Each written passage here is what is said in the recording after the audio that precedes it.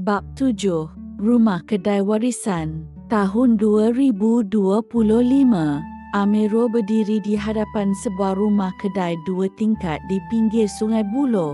Bangunan itu tidak baru, tetapi kukuh, catnya masih segar. Hasil ide Amirul dan papan tanda tergantung kemas. Sambal dan kopi, warisan rasa, jiwa tangan. Di tangannya, kunci bangunan. Di belakangnya, Rina dan Halim. Mereka tidak berkata apa-apa, tapi mata Rina berkaca dan tangan Halim menggenggam bahu anaknya. Tingkat bawah restoran sambal dan kopi. Ruang makan dihias dengan elemen sederhana, meja kayu lama dan dinding yang memaparkan gambar-gambar lama Rina berniaga. Menu tetap, nasi lemak sambal Suryani, kopi kampung, teh halia, air asam buih, kuih tradisional bergila setiap minggu. Dapur restoran yang terletak di bahagian belakang sekali disusun dengan kemas dan dikendalikan oleh staf muda yang dilatih Amirul. Rina hanya masak sambal 2 kali seminggu di satu sudut dapur kecil di tingkat atas rumah. Khas direka untuknya. Tingkat atas, rumah keluarga. Amirul dan bapanya mengecat ruang itu dengan warna coklat kelabu lembut. Ruang atas dibahagikan kepada 3 bilik. 1 untuk Rina dan Halim, 1 untuk Amirul, 1 untuk stor dan ruang solat. Terdapat ruang dapur kecil, ruang tamu sederhana, dan balkoni yang menghadap bukit. Rina duduk di dapur kecil tingkat atas, mengacau sambal perlahan. Di bawah, bunyi pelanggan ketawa, staf sibuk, dan bau kopi naik ke atas. Dia tutup api dan menghampiri Amirul yang berada di balkoni dan berkata perlahan, "Mak tak pernah mimpi ada rumah sendiri. Tapi kalau mimpi ni datang dari sambal, Mak terima." Amirul berkata, "Mak, rumah ni bukan hadiah. Ia hutang jiwa yang saya bayar balik. Terima kasih Merul." Akhirnya, Mak boleh tidur selepas subuh. Amirul dengan mata berkaca kemudian berkata, "Mak, sambal Mak bukan sekadar rasa. Ia jalan pulang saya."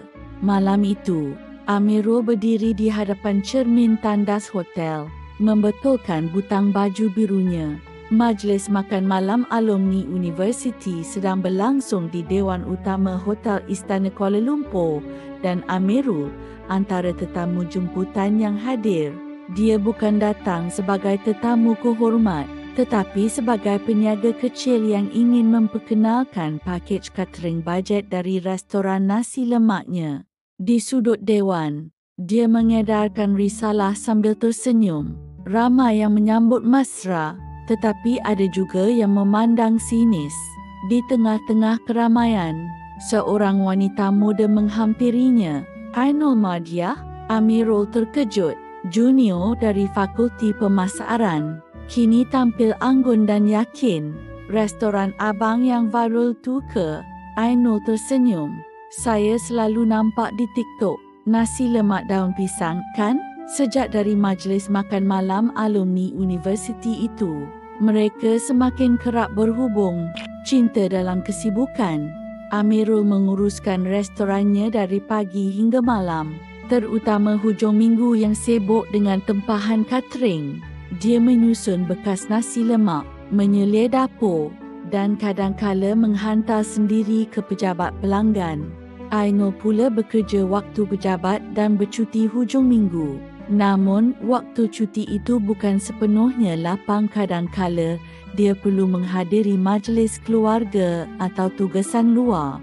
Walaupun jadual mereka bertentangan, Amirul tetap cuba mencuri masa. Dia akan menghantar voice note setiap pagi sebelum restoran dibuka dan menghantar gambar lauk pauk yang dimasak khas hari itu.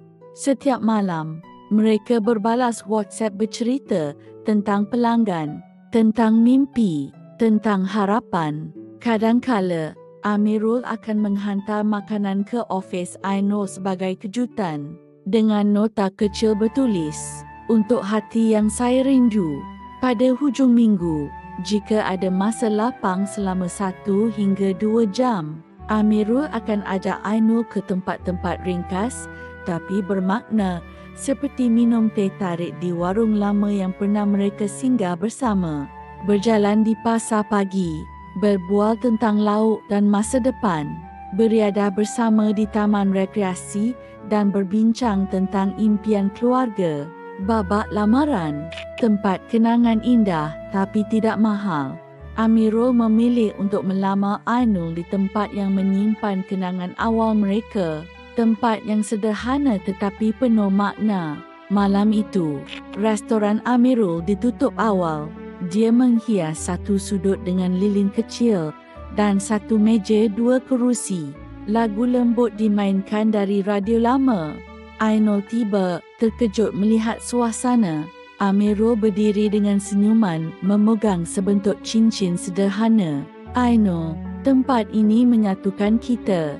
Dari pelanggan, kau jadi sahabat. Dari sahabat, kau jadi cahaya hidupku. Mahukah kau menjadi isteriku dan bersama membina keluarga yang kita impikan? Ainul mengangguk, air mata bergenang. Kamera menyorot wajah mereka berdua, dikelilingi cahaya lilin dan aroma nasi lemak yang masih hangat. Namun, cinta mereka diuji. Ainul ialah anak bongsu kepada Tan Sri Rahman, pengarah syarikat korporat ternama. Bila hubungan mereka diketahui, keluarga Ainul membantah keras. Dia hanya peniaga nasi lemak. Mana tarafnya dengan anak aku yang belajar luar negara? Kata Tan Sri dengan nada tegas.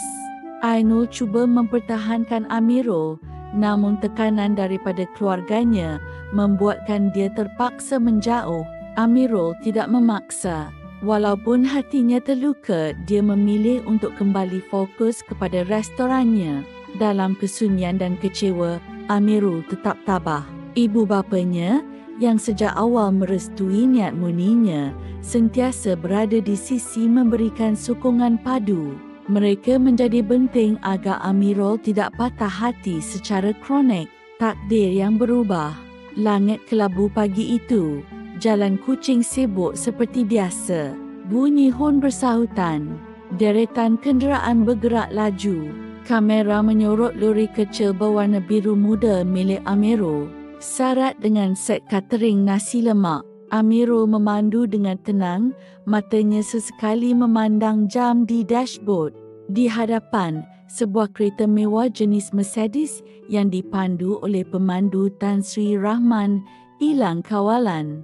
Ia berpusing 2 kali, menghentam pembahagi jalan, lalu terbalik. Api mula marak dari bahagian enjin. Orang ramai menjerit.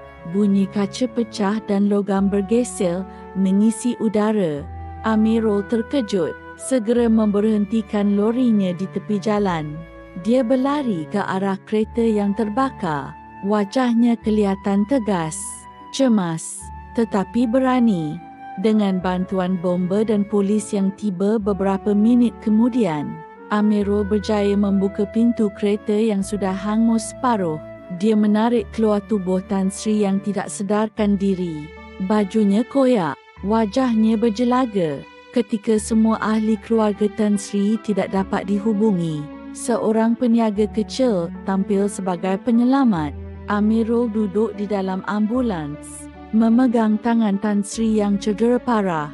Lori kecilnya diserahkan kepada pembantu untuk meneruskan penghantaran. Kamera menunjukkan wajah Amirul yang subul tetapi tabah.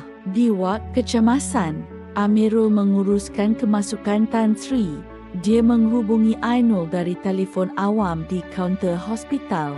Kemudian, dia pergi duduk di sisi katil Tan Sri, membacakan doa perlahan-lahan. Tan Sri koma selama beberapa bulan. Tapi setiap hari, Amirul tetap datang, tetap menjaga, tetap mendoakan. Setelah tersedar daripada koma, Tan Sri mula mengingati semula kejadian kemalangan tersebut. Akibat kecederaan yang dialami, beliau terpaksa menggunakan kerusi roda kerana kakinya telah lumpuh. Ketika matanya terbuka, Tan Sri melihat Amirul berdiri di hadapannya. Dia tersentuh. Ego yang selama ini menebal mula retak. Buat pertama kali, Tan Sri melihat Amirul bukan lagi sebagai seorang peniaga kecil, tetapi sebagai seorang lelaki berhati besar. Bersambung ke bab yang akan datang.